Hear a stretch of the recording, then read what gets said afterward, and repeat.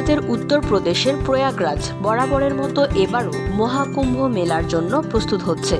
সেই মেলাকে কেন্দ্র করে এরই মধ্যে লোকসমাগম শুরু হয়ে গেছে। এর মধ্যে বিশেষ এক আকর্ষণ হয়ে উঠেছেন সাধক গঙ্গাপুরী মহারাজ ওরফে ছোটু বাবা। 57 বছর বয়সী এই ভারতীয় সাধক 32 বছর ধরে গোসল করেননি। নিজে গোসল না করলেও অবশ্য ভক্তদের ঠিকই পুণ্য স্নানে উৎসাহিত করছেন গঙ্গাপুরী।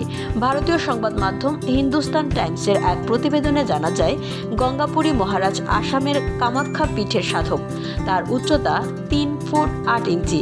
জীবনের একটি বিশেষ সংকল্পের কারণে 32 বছর ধরে শরীরে পানি ছোঁয়াননি তিনি। এই ভিন্নধর্মী সিদ্ধান্তের বিষয়ে গঙ্গাপুরীর ভাষ্য, এটি তার আধ্যাত্মিক জীবনযাত্রার একটি অংশ।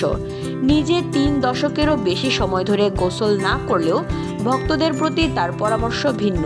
তিনি বলেছেন, তার জীবনযাত্রা এবং সাধনা তার নিজস্ব উদ্দেশ্য পূরণের জন্য, তবে সাধারণ মানুষের জন্য গোসল অত্যন্ত জরুরি।